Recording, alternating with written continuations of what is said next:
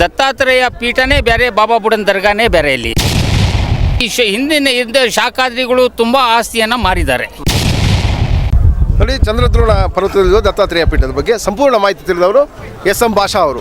ಈಗ ಭಾಷಾ ಅವರು ಇಲ್ಲಿಯ ನಿವಾಸಿ, ಚಿಕ್ಕಮಗಳೂರು ನಿವಾಸಿ. ಇಲ್ಲಿ ಸಂಪೂರ್ಣ ಒಂದಷ್ಟು ಅಧ್ಯಯನದ ರೀತಿಯಲ್ಲಿ ಅವರು ಮಾಡಿದ್ದಾರೆ.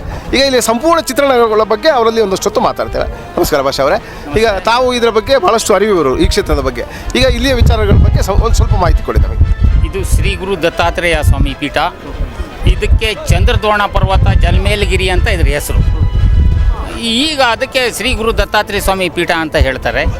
ಮತ್ತು ದತ್ತಾತ್ರೇಯ ಪೀಠನೇ ಬೇರೆ, ಬಾಬಾ ಬುಡನ್ ದರ್ಗಾನೇ ಬೇರೆ. ಇಲ್ಲಿ ಬಾಬಾ ದತ್ತಾಪೀಠಕ್ಕೆ 6680 ಎಕರೆ ಇದೆ. ಈಗ ಇದು ಹೊರತುಪಡಿಸಿ ಈಗ ನಮಗಿರ್ತಕ್ಕಂಥದ್ದು 1380 ಎಕರೆ ಮಾತ್ರ ಉಳ್ಕೊಂಡಿದೆ. ಅದರಲ್ಲಿ ಈ ಹಿಂದಿನ ಶಾಖಾದ್ರಿಗಳು ತುಂಬ ಆಸ್ತಿಯನ್ನು ಮಾರಿದ್ದಾರೆ. ಅದ್ರ ಬಗ್ಗೆ ಕೂಡ ನಾವು ಈಗ ಅದ್ರ ಬಗ್ಗೆ ಹೋರಾಟ ಮಾಡ್ತಾ ಇದ್ವಿ. ಇದು ಬಾಬಾ ಬುಡನ್ ದರ್ಗಾ ಅಂತ, ಇದು ಸರ್ವೆ ನಂಬರ್ 195. ಇದು ನಾಗೇನಹಳ್ಳಿ, ಇದು ಜಾಗ್ರಾ ಹೋಬಳಿ.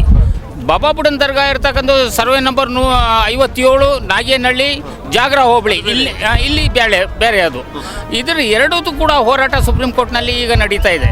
ಟೋಟಲ್ ನಮ್ಮ ಮೇಲೆ ಅವರು ಕೇಸ್ ಹಾಕಿರೋದು 42 ಕೇಸ್ ಇದೆ. 42 ಕೇಸ್ ಇದೆ. 42 ಕೇಸ್ನಲ್ಲಿ ಒಂದು ಕೇಸು ಗೆದ್ದಿಲ್ಲ ಅವರು. ಈಗ ಒಂದು ಕೇಸ್ ಸುಪ್ರೀಂ ಕೋರ್ಟ್ನಲ್ಲಿದೆ. ಮೊನ್ನೆ 2ನೇ ತಾರೀಕು ಕೇಸ್ ಇತ್ತು. ಈಗ 17ನೇ ತಾರೀಕು ಕೇಸ್ ಹೋಗಿದೆ. ಇನ್ನು ಕೇಸ್ ಅಡ್ಮಿಟ್ ಆಗಿಲ್ಲ ಸುಪ್ರೀಂ ಕೋರ್ಟ್ನಲ್ಲಿ, ಬೆಂಚಿಗೆ ಇನ್ನೂ ಬಂದಿಲ್ಲ. ಬಟ್ ಕೇಸ್ ನಡೀತಾ ಇದೆ.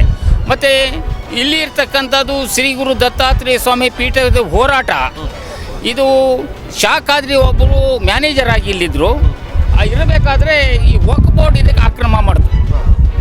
ವಕ್ಫ್ ಬೋರ್ಡ್ ಯಾವಾಗ ಆಕ್ರಮ ಮಾಡ್ತು, ಆವಾಗ ಈ ಶಾಖಾದ್ರಿ ಏನಿದ್ರು ನನ್ನ ಕೈಯಿಂದ ಹೋಗುತ್ತೆ, ಇದು ಪ್ರಾಪರ್ಟಿ ಅಂತ ಹೇಳಿಬಿಟ್ಟು ಹಿಂದೂಗಳಿಗೆ ಹಿಡ್ಕೊಂಡು ಒಂದು ಕೇಸ್ ಹಾಕಿದ್ರು. OS 2578ನಲ್ಲಿ ಹಾಕಿದರು.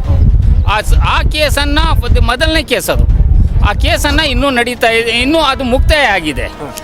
ಆ ಶಾಖಾದ್ರಿ ಏನು ಮಾಡಿದ್ರು, ನನ್ನ ಕೈಯಿಂದ ಹೋಯ್ತಲ್ಲ ಅಂತ ಹಿಂದೂಗಳಿಂದ ನಾನು ಹೋರಾಟ ಮಾಡಿದ್ರೆ ಮತ್ತು ಪುನಃ ಮುಜರಾಯಿಗೆ ಬರುತ್ತದು ಅಂತ ಹೇಳಿ ಅವ್ರು ಏನು ಮಾಡಿದ್ರು, ಹೋರಾಟ ಮಾಡಿ ಅದು ಪುನಃ ಹೈಕೋರ್ಟ್ ಏನು ಮಾಡ್ತು, ಮುಜರಾಯಿ ಕೊಡಬೇಕು ಅಂತ ತೀರ್ಮಾನ ಮಾಡ್ತು.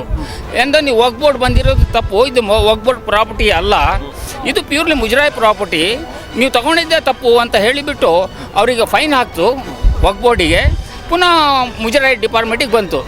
ಈ ಮುಜರಾಯಿ ಡಿಪಾರ್ಟ್ಮೆಂಟ್ ಬಂದಮೇಲೆ ಶಾಖಾದ್ರಿ ಇದ್ರಲ್ಲ, ಅವ್ರೇನು ಮಾಡ್ಕೊಂಡಿದ್ರು, ಇದು ನನಗೆ ವಾಪಸ್ ಕೊಡ್ತಾರೆ ಅಂತ. ಸರ್ಕಾರ ಕೊಡಲಿಲ್ಲ. ಸರ್ಕಾರ ತನ್ನ ವಶಕ್ಕೆ ಇಟ್ಕೊಂಡು ಅವರಿಗೆ ಉಸ್ತುವಾರಿ ನೋಡ್ಕೊಂಡು ನೀವು ಇರ್ಬೋದು ಅಂತ ಹೇಳಿದ್ರು. ನಿಮಗೇನು ಕೊಡೋದಿಲ್ಲ, ಉಸ್ತುವಾರಿ ನೋಡ್ಕೊಂಡು ಇರಿ ಅಂತ. ಇವ್ರೇನು ಮಾಡಿದ್ರು, ವಕ್ಫ್ ಬೋರ್ಡಿಗೆ ಬಿಟ್ಟರು ನಮ್ಮ ಮೇಲೆ ಕೇಸ್ ಹಾಕಿದ್ರು. ಅದೇ 42 ಕೇಸ್ ಇಲ್ಲಿ ಇರ್ತಕ್ಕಂಥದ್ದು. ಅದರಲ್ಲಿ ಈಗ ಒಂದು ಕೇಸ್ ನಡೀತಾ ಇದೆ, ಅದು ಸುಪ್ರೀಂ ಕೋರ್ಟ್ನಲ್ಲಿ ಇದೆ. ಅದು 17ಕ್ಕೆ ಇದೆ ಇದು. ಅದು ಬೆಂಚಿಗೆ ಬರುತ್ತೆ, ಅವತ್ತು ಆರ್ಗ್ಯುಮೆಂಟ್ ಬಹುಶಃ ಆಗ್ಬೋದು. ಅದು ಈಗ ಕೊನೆಯ, ತಾವು ಈಗ ಭಾಳಷ್ಟು ವರ್ಷದ ಅನುಭವಿಸ್ತಾರೆ ಇಲ್ಲಿಯ ಬಗ್ಗೆ. ಈಗ ಕೊನೆಯ ಮಾತು ಏನು ಅಂತ ಕೇಳಿದ್ರೆ, ಇಲ್ಲಿಯ ಪರಿಸ್ಥಿತಿಯನ್ನು ತಿಳಿಗೊಳಿಸುವಲ್ಲಿ ನ್ಯಾಯಾಲಯ ಆಗಲಿ ಸರ್ಕಾರ ಆಗಲಿ ಯಾವ ರೀತಿಯಲ್ಲಿ ಕ್ರಮ ಕೈಗೊಳ್ಳಬೇಕು? ಇದು ಸರ್ಕಾರದಲ್ಲಿ ಏನೂ ಇಲ್ಲ. ಈಗ ಎಲ್ಲ ನ್ಯಾಯಾಲಯಲ್ಲೇ ಇದೆ.